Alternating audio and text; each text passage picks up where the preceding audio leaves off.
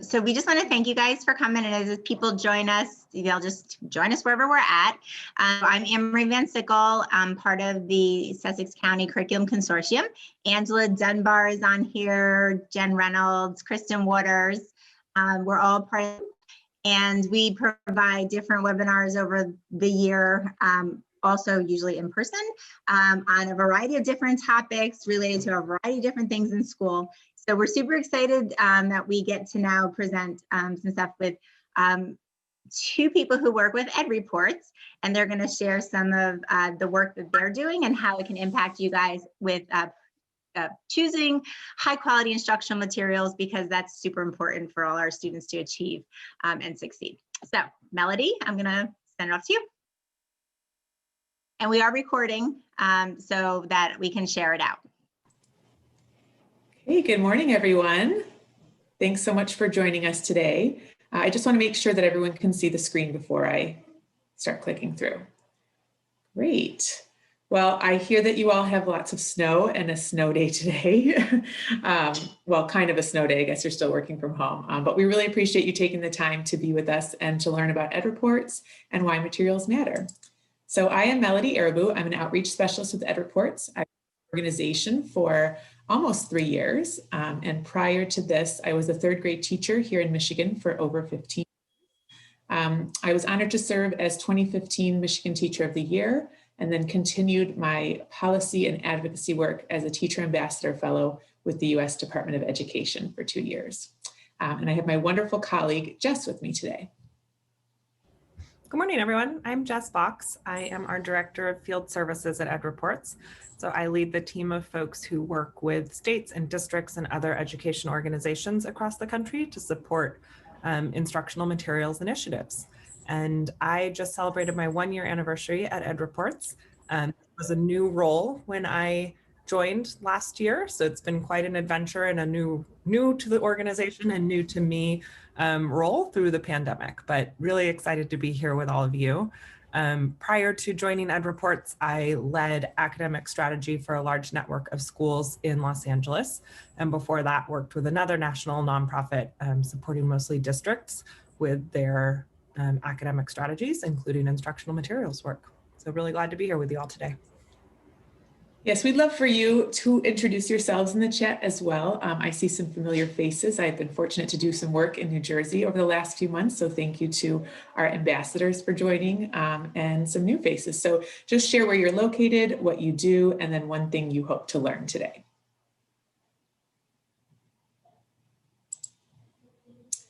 So just a little overview of our time together. We're going to share some research around why materials matter, which is, why we do this work.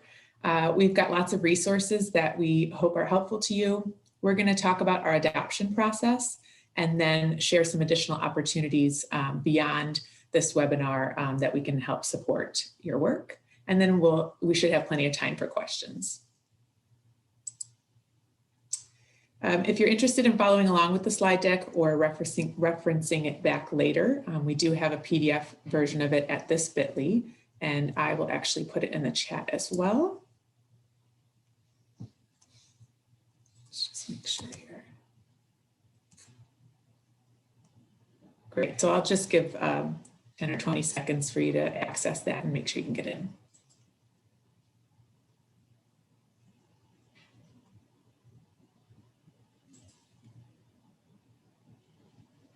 Great, I'm just seeing all who's here, and I know some of you know each other as well.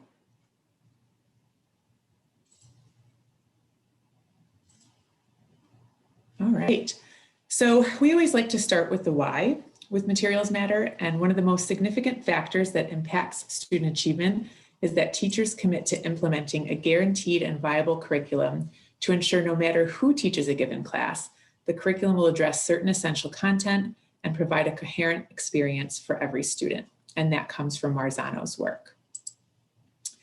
We focus a lot on the instructional core, and that is the relationship between the materials, the teacher, and the student, and how they work together. That instructional materials exercise their influence on learning directly, as well as by influencing teachers' instructional choices and behavior, makes them all the more important. And those are at the core of our Ed Reports mission. EdReports is a nonprofit organization that increases the capacity of teachers, administrators, and leaders to seek, identify, and demand the highest quality instructional materials. Drawing upon expert educators, our reviews of instructional materials and support of smart adoption processes equip teachers with excellent materials nationwide. So EdReports entered the field in 2015, and this is when there was the big shift into Common Core standards or similar state standards. And what we found was a market flooded with materials that had, those aligned stickers attached to them, but actually hadn't changed very much from what they were before. So schools knew that they needed something better to teach the standards, but there wasn't much available out there. And of course, teachers, frustrated by the lack of good materials, were using different places to either cobble materials together or create their own resources. And so that is how we came to be. Our theory of action believes that if we first can start by identifying excellence, because we know that there is good stuff out there, then we can help to increase demand for excellence, which is, really at the heart of this webinar today. The more you know, the more that you can advocate for better things for your students. We also know that if we increase demand for excellence, then that will essentially improve the materials market, which we have seen over the last several years. And then if we improve materials, then that leads to better outcomes for students.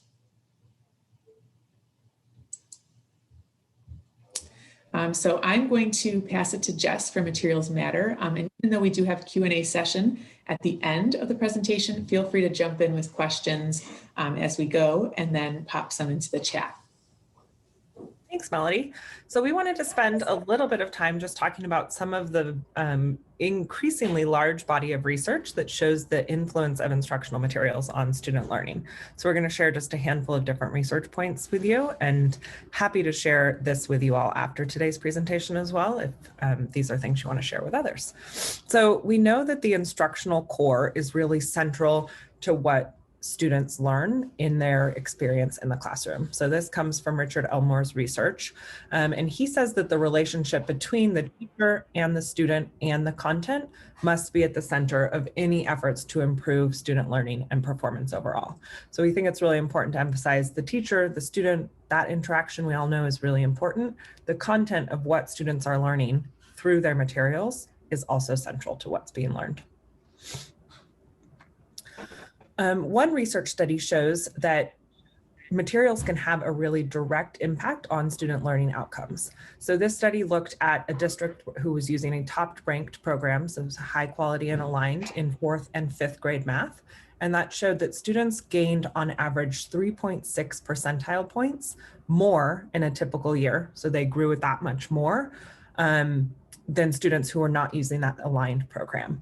And this is larger than the improvement you would see from a typical teacher's growth in effectiveness in their first 3 years. So you think about a teacher who's just learning to teach, that first 3 years of growth, I know for me was really tremendous as a teacher. You can get that same degree of growth by using a high quality and aligned program, which is also really great support for new teachers as they are learning their craft. This study looked at middle school and showed that when middle school teachers were using high quality instructional materials with their students, again, really significant impact on student learning outcomes. This particular study from 2017 showed that the effect on learning for students who were using a high quality program was the same as the effect from moving from an average sort of middle of the road teacher to one of the most exemplary teachers in a district. So to a teacher at the 80th percentile. So again, we know teachers have such a tremendous impact on student learning. And this data shows that materials can have a similarly large impact. So we're really, again, looking back at Elmore's work, a really central piece of that puzzle, looking at the teacher, the student, and the content. Sometimes folks think that, it's hard in education to figure out where you're going to invest your dollars to most improve. One of the great things about high quality instructional materials is they do not tend to actually cost more than other materials. So materials are something that we all invest in education, and taking the time to do a really strong adoption process and identify those that are high quality and well aligned isn't necessarily going to cost more. while the implications of that cost is going to have a huge impact on student learning over time. One strategy that is used a lot in education and is important is reducing class sizes. One piece of research that we pull in here shows that improving the quality of curriculum is 40 times more cost effective than class size reduction. So reducing class sizes is always something that's helpful. It's also not always something that's feasible in our current budget environment. And so it's interesting to see that the cost effectiveness of using strong instructional materials is so significant. And it's something that many districts are able to take on, where having a significant reduction in class sizes is sometimes not as achievable given the budget context that a district is in. I love this slide because it talks about teachers' priorities. So this survey looked at what are the most important funding priorities for teachers, surveyed many teachers to get a sense of what matters the most for them when it comes to funding. Over half of teachers identified high quality instructional materials and textbooks as one of their top 5 funding priorities, which was the same percent, 55%, that identified additional staff. I know when I was teaching, additional staff was always something that, back to that class size conversation, was always so helpful. And so I love seeing that teachers recognize the importance of having high quality materials at an equal rate right alongside that data point that is often familiar.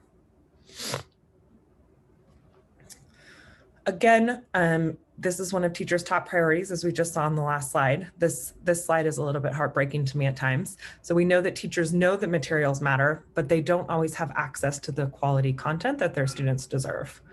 Currently, only 18% of teachers, according to research, believe that their school's materials are aligned with state standards. So think about that huge percentage of teachers then that are not in an environment where they feel like the materials they have are aligned to state standards, which leaves teachers in a place where they are on average spending 7 to 12 hours per week searching for and creating instructional resources.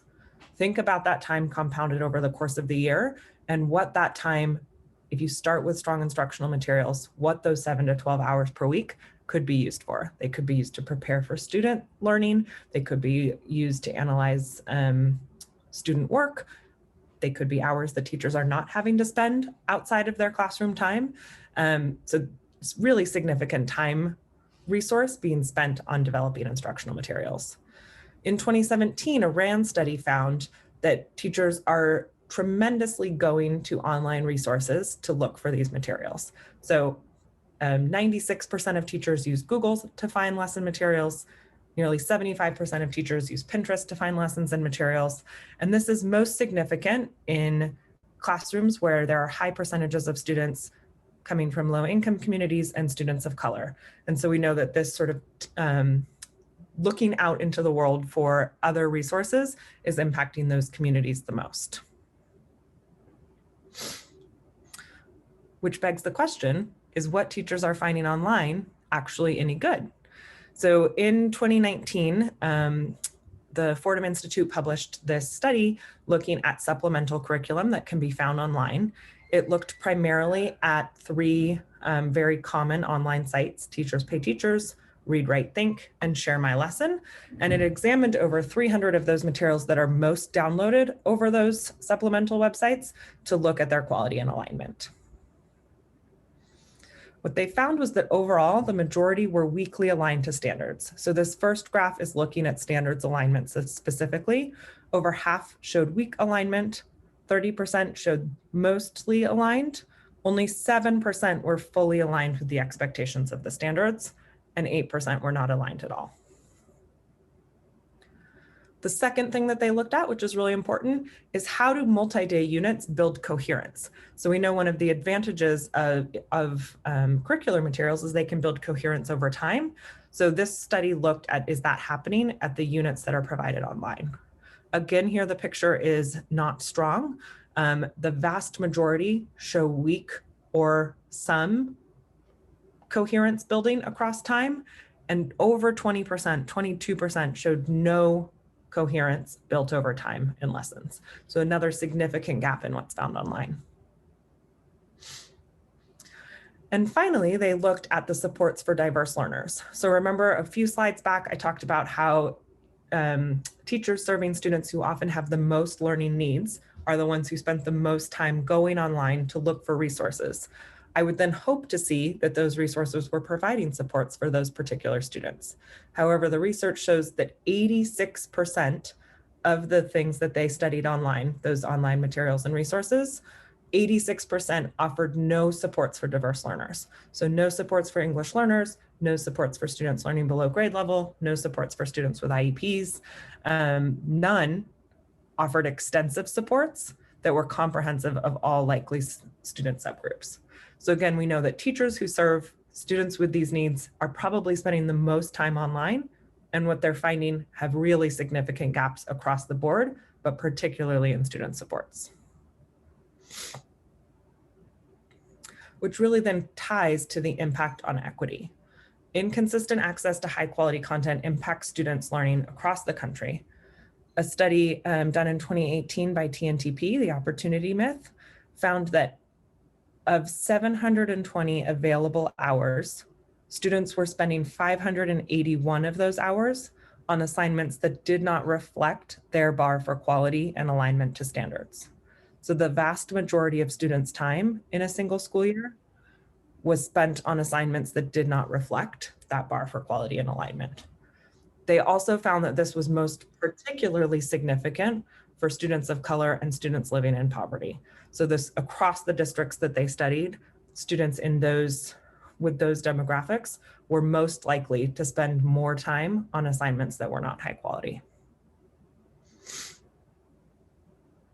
And all of this really has consequences, obviously, on students' experience in school. And ultimately, when we think about students' opportunities beyond high school and the impact on our communities, there are also significant consequences there. So nationwide, 40% of college students, which includes 66% of Black college students and 53% of Latinx college students, have to take at least one remedial course. So they are spending their time and money in college learning skills that they were told they'd already mastered in high school. Again, that's over 40% nationwide. Significant impact after high school on students' financial future. A recent study found that college remediation cost students and their families $1.5 billion annually. So again, thinking about the students who are most likely to have had that experience coming into college where they were in communities where they were getting less quality instruction, they are spending that money on college remediation. And then when we think about the impact on our communities, those graduates who opt for a career straight out of high school are not in a significantly better place. Many employers nationwide report that high school graduates are missing skills needed to do their jobs well. So I know I'm preaching to the choir here, but this is so important in preparing our students for whatever their futures are after they leave us in the K-12 system. So we're going to hop into a small group reflection really quick, and then we're going to come back and look at some of the different Ed Reports resources that can support with this.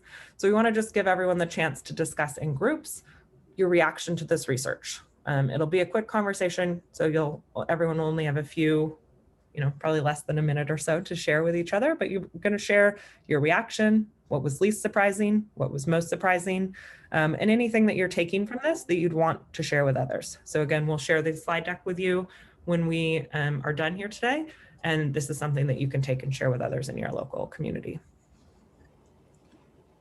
All right, so I'm going to put you in breakout rooms. It's going to be 2 to 3 people per room, so you might have a little more than a minute to share.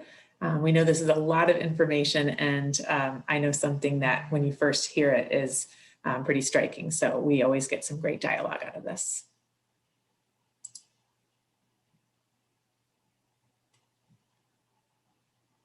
Okay.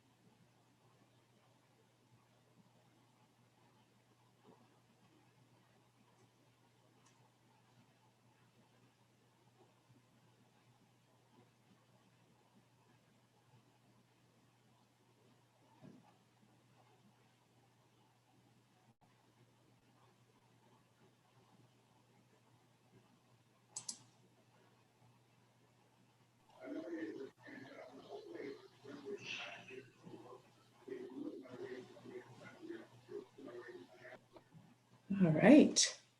Welcome back, everyone. I know that was just a short time, but before we move into some resources, I'd love for anyone to share their reflections with the group. What were your big takeaways from your discussion, or just from the research in general? You can unmute yourself, or you can put it in the chat if you're more comfortable.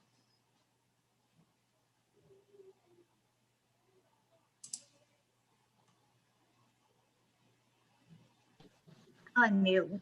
Jen and I were talking about how it's amazing how many hours, that 521 out of 720, that students are spending on materials or assignments that aren't aligned or aren't really what they should be doing. That's a lot.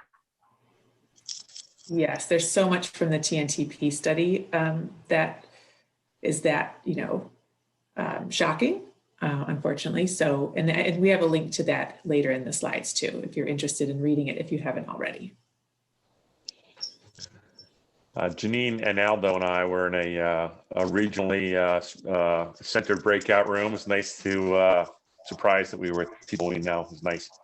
We were talking about the fact that different age level or grade level teachers have a varying degree of awareness of standards and a willingness to embrace the standards. So the slide that showed that 85% felt materials didn't align for high school, it was almost like, I'd be surprised if 85%,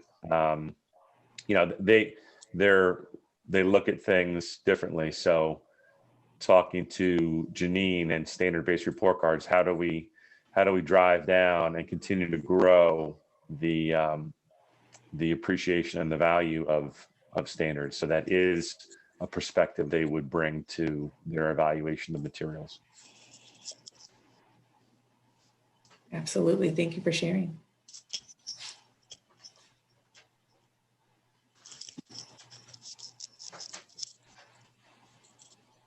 And Natalie in the chat mentioned how New Jersey is highly ranked, but imagine how much stronger results could be if the shift to high quality instructional materials was made across the board. Yeah, that's so true. And it reminds me, Cindy and I were talking about how in New Jersey, so many of the districts are so small, and you have so many K-8 only districts or high school only districts. And we were talking about, in her K-8 district, there are several small K-8s that feed to a single high school. And so how important high quality materials that provide some sort of consistent learning experience across the K-8 schools is, as they, as you're all sending your kids to high school, and having that coherence and consistency really matters, which I think is, again, really unique to New Jersey.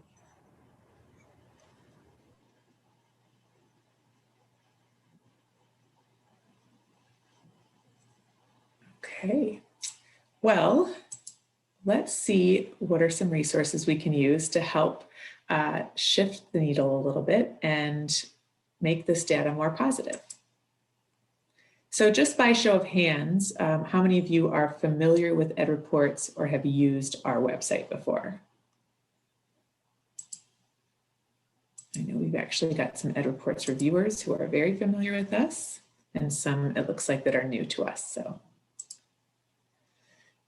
one thing you should know is that EdReports is for educators by educators, and that is at the root of everything we do. So when we do review curriculum, our review teams include 5 diverse review team members. That diversity is from roles, states, grade level expertise, content area. We want multiple sets of perspectives looking extensively at all elements of the core curriculum. Our reviewers touch every page of the materials, and they spend over 150 hours of review time per reviewer and series. We have reviewers from all across the country who bring their expertise and help us to create our resources. Some information about what we do and what we don't do, because sometimes there can be some confusion there. So what we do is we evaluate comprehensive year-long instructional materials for their alignment to high-quality instructional expectations. We do look at for-profit, nonprofit, and open education resources. We do share tools and rubrics for evaluating materials. and we do provide additional resources to help in the selection or implementation of instructional materials. What we don't do is recommend specific materials or supplements for adoption. We don't evaluate materials for efficacy. We never recommend or privilege any specific pedagogical beliefs or approaches. We don't create instructional materials of our own. And then we also don't receive payment from publishers to review our materials. So just some important things to know. Our review process is pretty extensive. As I mentioned, we have educator-led teams develop rubrics and evidence guides.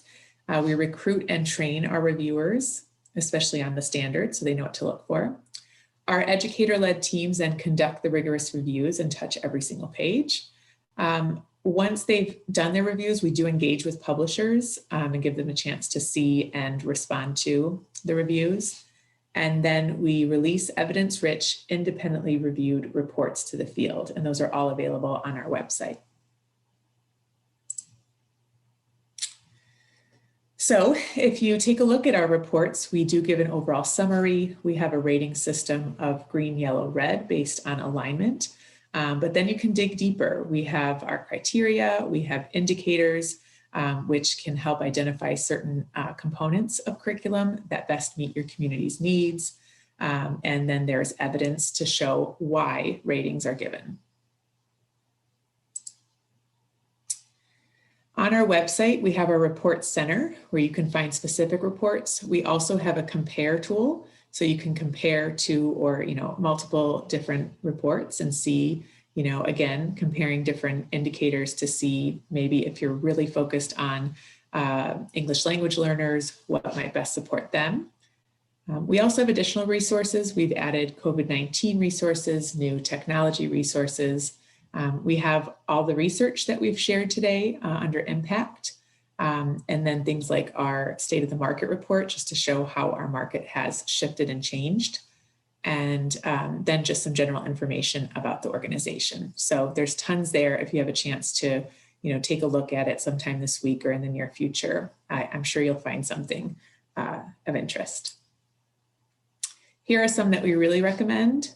So the Why Materials Matter infographic has the information from the research. So again, if there are specific pieces of that you want to share with your colleagues, you can find those there in addition to in this deck. TNTP's Opportunity Myth is a very eye-opening read, so I highly recommend that. Our annual report is there. Our State of the Market report from 2019 is available, and we're actually working on 2020's. And as I mentioned, we have tons of COVID-19 resources and also adoption resources, which we'll be getting into soon. In addition to our reviews and resources, we also provide state and district support. So these are just a few of the examples of states and districts we've worked with in different ways, depending on their need. So in Nebraska, we supported the development of Nebraska Instructional Materials Collaborative website. For Rhode Island, we support district adoption cohorts with making local decisions. And with Chicago Public Schools, we supported them with rubric development and training. So sometimes people want to use our resources, sometimes they want our support in developing their own resources. All of those things together have really created a significant impact that we're very proud of. We have over 730 reports published. Over 30 publishers are making changes based on our reviews. 84 of the largest 200 districts across the country use EdReports. As I mentioned, our reviewers from all across the country, we have over 600 of them now helping with our reviews, and 29 states use EdReports for state plans or other work in 2019. So that is over 11.5 million students impacted. So while we're very proud of that impact, we know we still have work to do. Our current charge is just getting those high quality materials into the hands of teachers. So in ELA, we're happy to report that 42% of what we have reviewed on the market actually meets expectations and are aligned to standards. However, only 16% of those materials teachers are using nationwide come from that 42%. So again, there's good stuff out there, but teachers don't have it quite yet. Same thing for math. 31% of the materials that we reviewed meet expectations, but only 26% of materials teachers are using nationwide fall into that category. So again, we have identified excellence. Now we're really working on increasing demand for excellence. And Jess will share about our adoption process. Before we jump into thinking about adoption, Melody, thank you for all the great things you just shared about our resources. Are there any questions or things anyone would want to hear a little bit more about before we jump into the next section? I want to give space for any questions that have come up.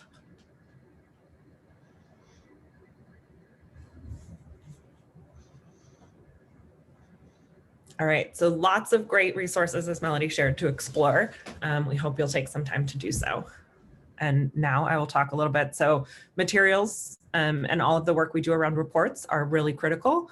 And then this section, we're going to talk a little bit about how you use that information to make great adoption decisions in your local context.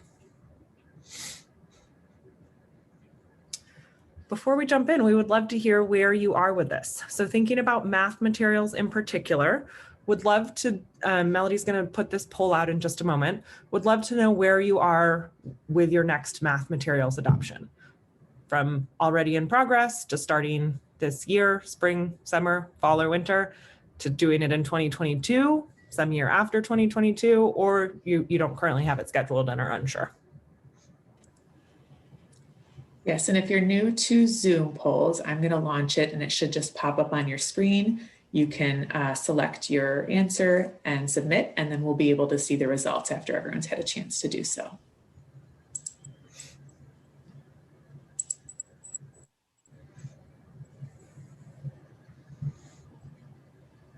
Okay, I can see some answers already coming in, so I know you have access. Great, thank you.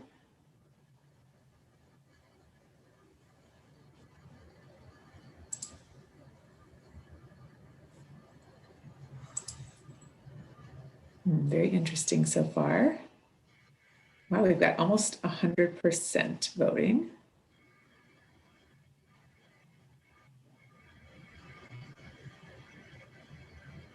All right, let's take a look at the results. So really interesting. We've got 2 districts that are already in progress. Quite a few who are unsure, which makes sense, not knowing when that next cycle will come. 3 coming in 2022 and 2 coming after 2022. So hopefully for wherever you are in that, we will be able to share some things that'll be helpful to you today. If you are already in progress, we'll get to some offers of support at the end, but if you're already in progress, please don't hesitate to reach out to either Melody or I. We would love to provide any advice or answer questions. That's something that we do a lot, as folks are in progress, where people will reach out and we can give more specific information or give advice. If you're thinking about 2022, also a great time we're happy to offer advice to help think about that coming down the line.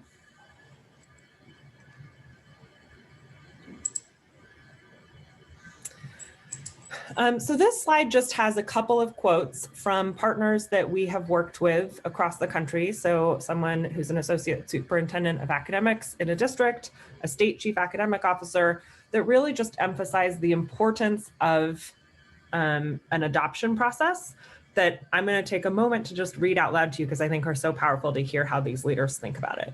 So Brian Kingsley, who was formerly the assistant superintendent in Wake County Public Schools, he's actually currently in Charlotte-Mecklenburg.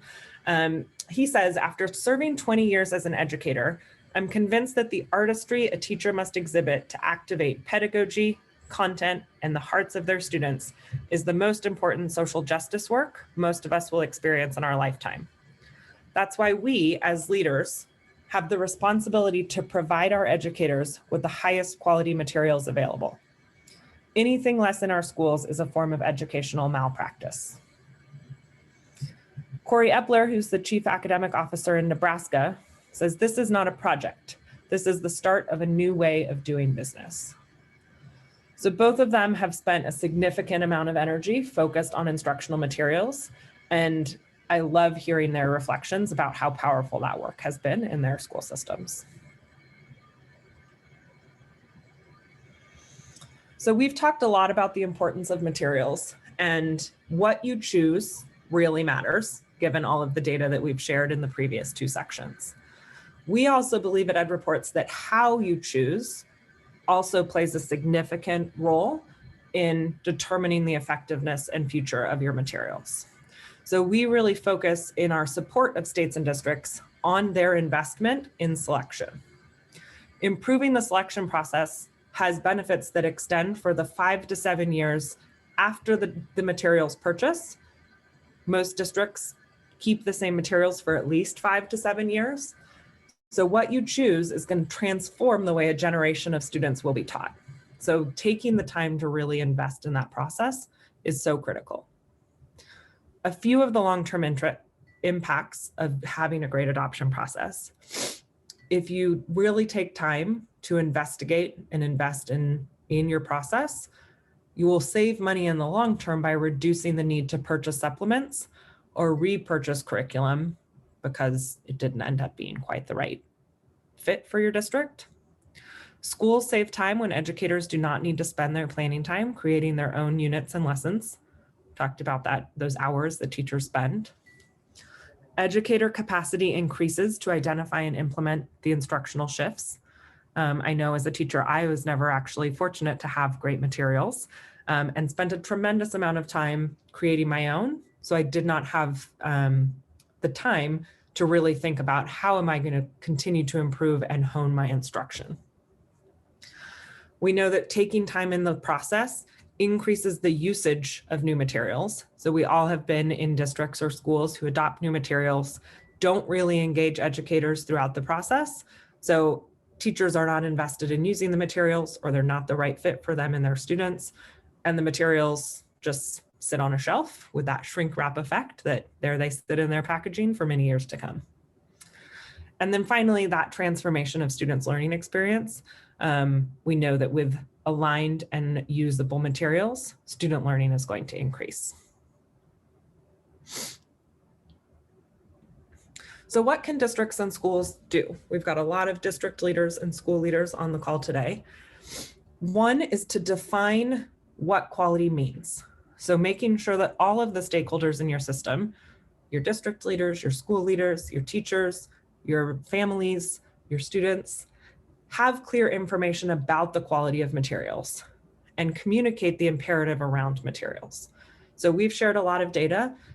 Often folks don't know how big of a difference materials can play. And so as district and school leaders or as teachers, you've got a role to play in sharing with others how important materials are, the impact they have, and you can use the EdReports resources that Melody talked about in the last section to find out the quality and alignment of the materials you currently have and also share that information.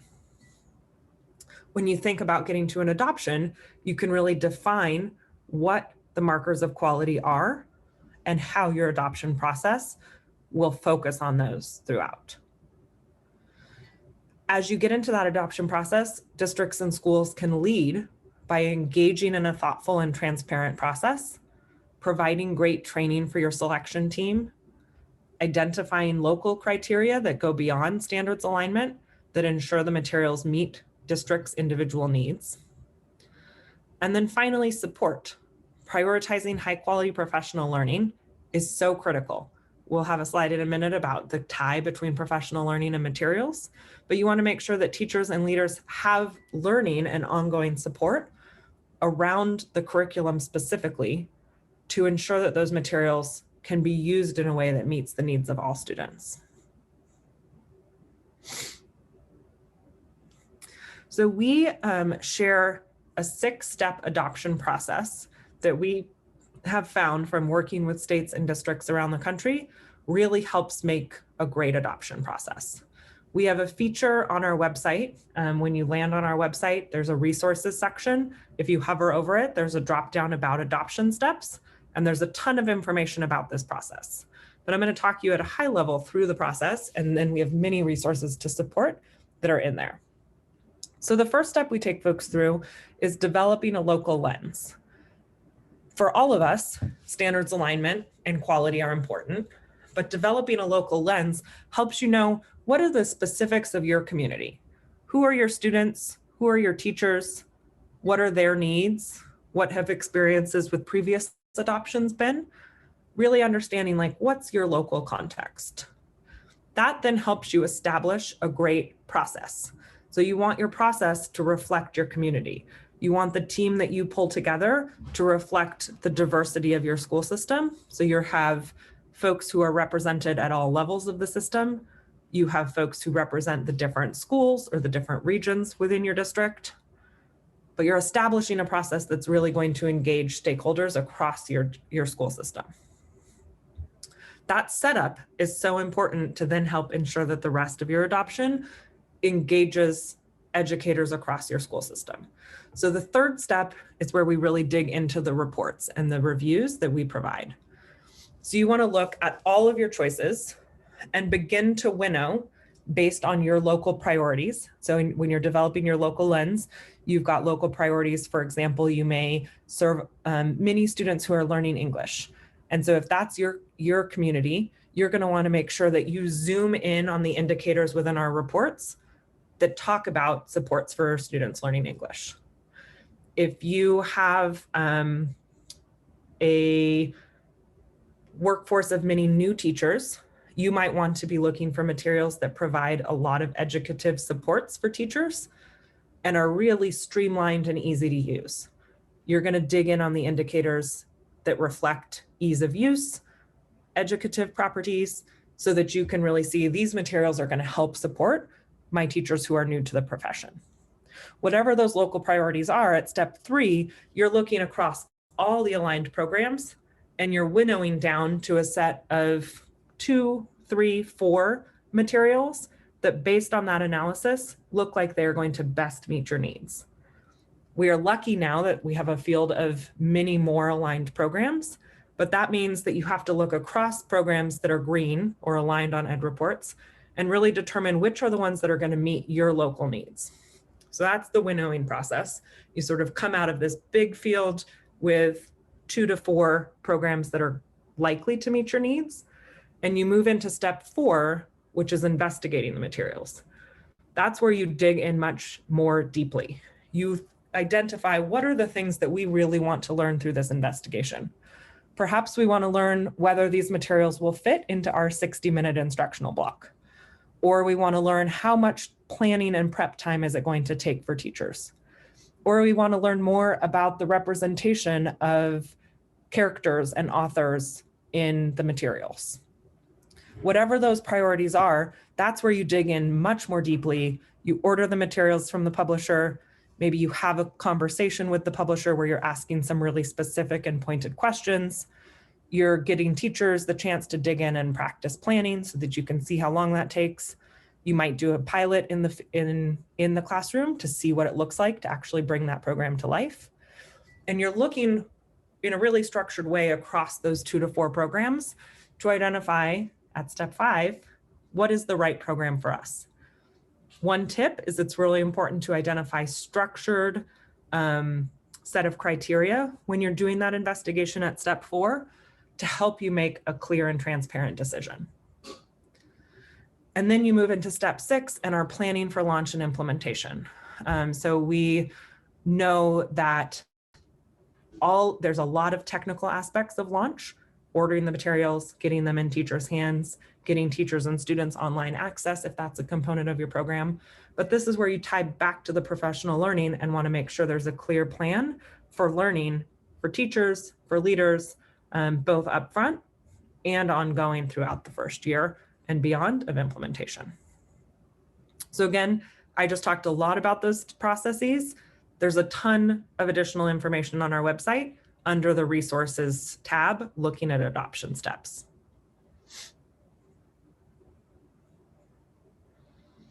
I talked a little bit about local considerations. So when you're at that winnowing stage, we know that not all green programs are created equally. There are really key differences in the design and in the features available. And so this is where you want to think about your local considerations. A few of them, some of these I mentioned, the materials themselves, you might consider how educative are they? What sort of supports do they provide for teachers? Tech or not to tech has become an even more important consideration in our current landscape. What sort of tech supports and features are most important in your community? We actually, for all aligned programs, now have additional technical information, which are additional reports that provide information on the tech features of aligned programs. So if you're looking for a one-to-one program, you're looking for something with strong virtual components, that's where you can look to really find out what is offered. I gave the example of students learning English. You might have special populations of students who need particular supports. That's something to consider locally. And then the design of the curriculum themselves. So in math, you might have a really task-based program where students are doing exploratory work in an open-ended task, and that's sort of funneling to then stamping learning at the end of the lesson. That's a lesson design that is reflected in some programs. Other programs have a more traditional lesson design with an intro to new materials, some guided practice, and then independent practice. Both of those can be aligned, but they're really different instructional choices that it's important to know and look for in the materials. Then it's important to think about, what's implementation going to look like? What professional development is offered by this publisher or by other professional development providers to provide that quality aligned professional learning? What is the program and schedule like? There are some programs that really are going to fit well in a 60-minute block or fit well in a 90-minute block. There are some that are going to be more of a struggle in one of those. So making sure that the design fits your schedule. Again, your teaching tenure. Who are your teachers and what are their needs? And what sort of coaching opportunities exist within your district and with external providers? There are probably many other local considerations that you might add. If you've got some, feel free to pop them into the chat of things that you really look for in materials that go beyond alignment and quality.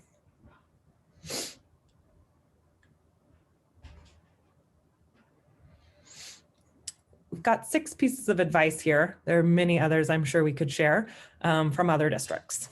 So the first one, don't rush the goal setting and communications at the front end of the process. It's easy to jump right in, but spending time getting clear on your goals, really communicating goes a long ways. Number 2, engage teachers and other stakeholders from the outset and often.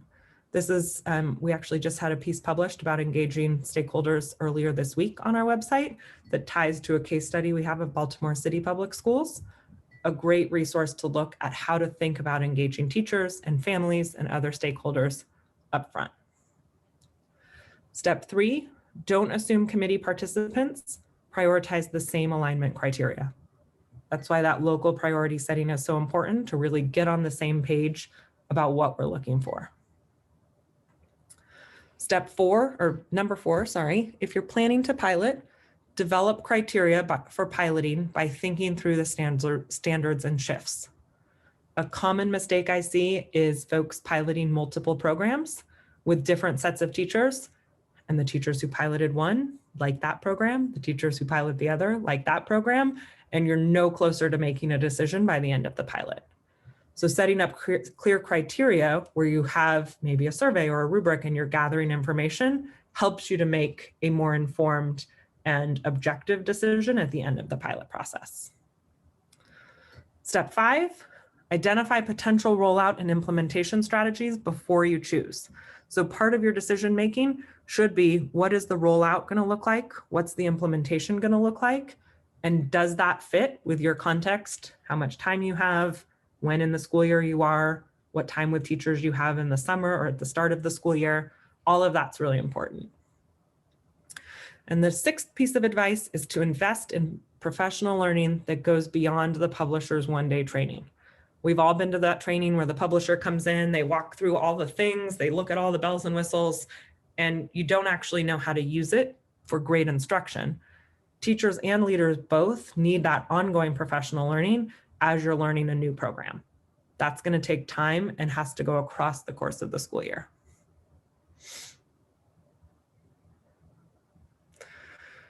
final piece of data for you today is about that professional learning. So professional learning that is aligned and specific to the curriculum actually increases the effectiveness of the curriculum.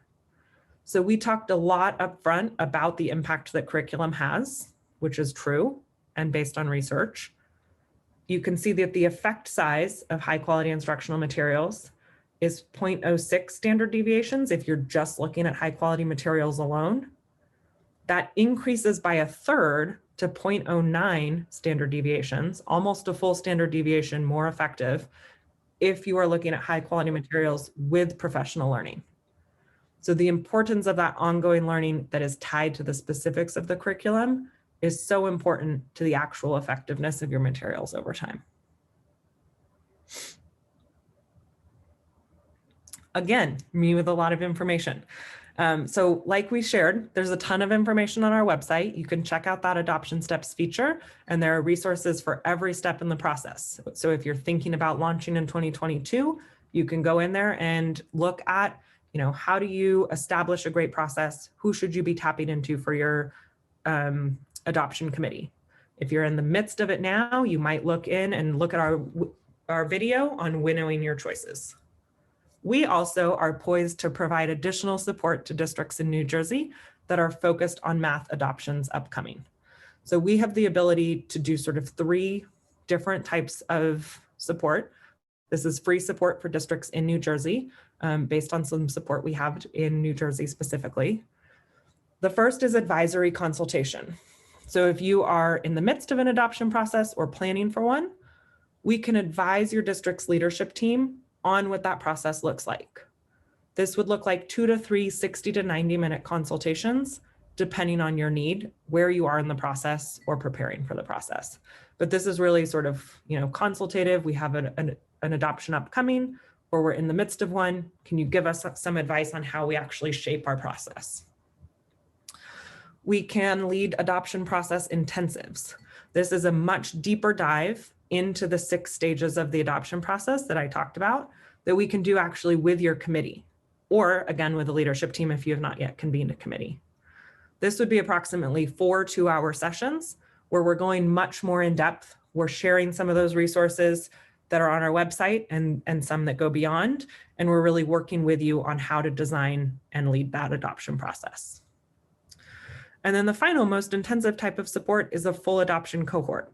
So Melody mentioned the work we've done in Rhode Island, where we convene groups of districts together, and we provide training and consultation over time for a cohort of districts throughout their adoption process.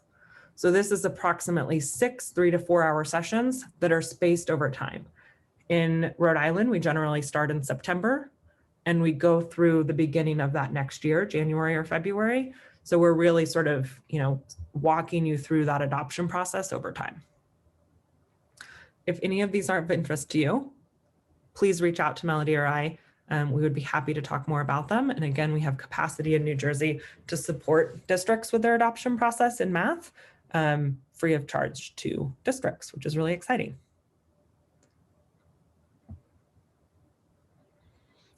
I feel like both of my sections are heavy talk. So again, a lot of information. What questions do you have, or things that you would like us to share more or answer for you today?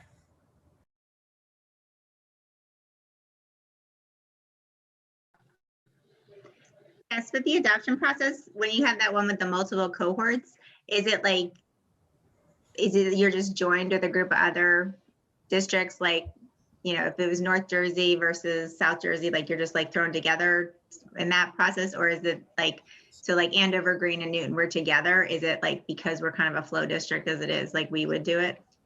That's a great question. We could design it in different ways.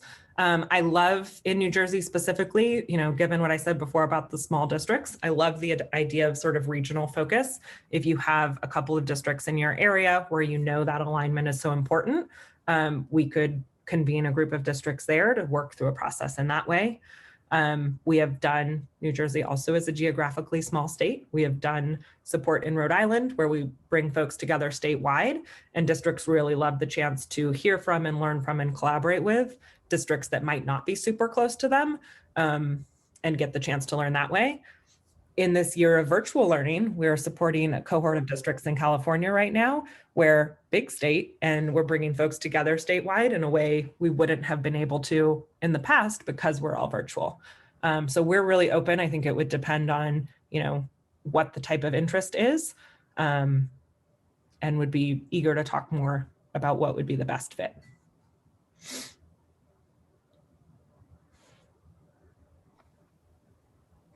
Can you talk a little bit about, I know that when I started using first Ed Reports, it was math and ELA, but I think you're starting to foray into a little bit of social studies and or science. And I was wondering if you could talk about that. Yes, great question. So we currently have reports and reviews for K-12 math, K-12 ELA, and K-8 science. We have more reports in middle school science. The K-5 science, we just started publishing our first reviews this last year. So they're still rolling as we have additional publishers submitting their materials for review. And we are currently beginning the process of research and development for high school science, to hope to get to a K-12 science as well. Social studies is always under consideration. So, interestingly, just a little insight into our development. We started with math around the onset of the Common Core standards. Math, there's a lot of variation in standards across the country, but there is enough similarity and commonality that we were able to sort of, develop a set of criteria that reflect nationwide standards well. ELA is in the same place. We then moved to science, where many states have the next generation science standards, and those that don't have some commonalities and some common features that they can still use those. Any subject area we go into next, there is less commonality nationwide. So social studies is one where we often get a lot of interest. We've had, some conversations with groups of states who want to do something in a common way. But that sort of is our next frontier as an organization, is to determine, where do we expand to beyond math, ELA, and science? And how do we go about, sort of forming the consensus and research base around that in order to conduct reviews that are going to be usable and applicable nationwide. So social studies is an area that we explore. Looking at supplements is an area that we explore. Looking at more, we look at core materials, so looking at things that are less core and more supplemental. Looking at things like English learner programs specifically. Those are all sort of areas of consideration where we have not yet expanded or made a determination about. Great question. And a good reminder that we are still pretty young. We've actually just been around for now just about 6 years, which both seems like a long time and is not that long to have conducted that number of reviews given the amount of time each takes. So it's exciting for us to think about where might we expand next. Oh, great question, Natalie. We actually are. We have just recently announced that we are moving into interim assessments. So we have been piloting an interim assessment tool for the last 3 years. It's been a long research and development process for that, and have just recently announced that we are moving forward with interim assessment reviews. So we are in conversations with publishers right now. Our work, both in curriculum and assessment with publishers, is really important to be able to get access to all of their materials. And our goal is to publish our first set of interim assessment reviews by the end of this calendar year. So our assessment reviews will actually be by educator, by expert. Melody talked about how our curriculum reviews are by educator. So we will still have an educator-led review team that's looking at the content, but we also are partnering with an organization called Center for Assessment, who has psychometricians and sort of a deeper level of assessment expertise to be able to provide a second layer of review, so that we're both looking at the psychometrics and making sure that assessments really do measure what they claim to measure, as well as looking through the educator lens at the content and quality and alignment of that. So really exciting. It's going to be a big new area for us.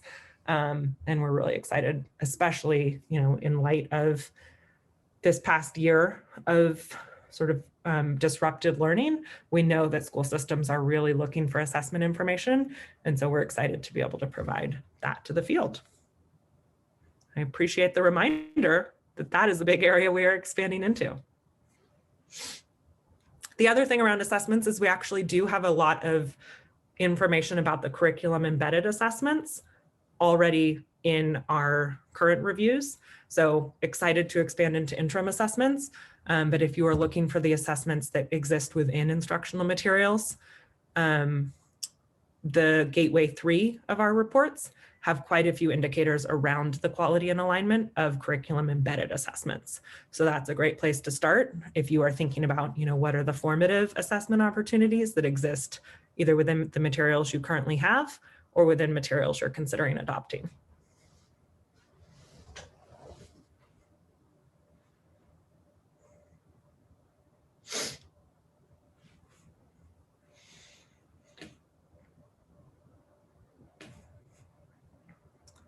Great questions.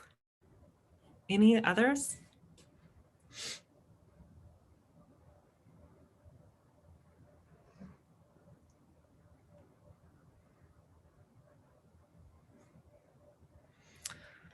Well, we really appreciate the time with you all today. Love the questions and love the small group conversation. And, as I shared, we do have capacity to support districts in New Jersey. So even if you saw those 3 options and you're like, I'm not really sure what's the right need for us, we would love to have the conversation and see if there is some way we can support you in our work. Because as I can't remember who shared in the chat now a little while ago, New Jersey is so highly ranked as a state and does not yet use great instructional materials consistently across the state. So there is some real exciting opportunity here to see what you all can accomplish with great materials. Thank you guys. I appreciate all of you. And that was great. Thanks so much, Melody and Jess.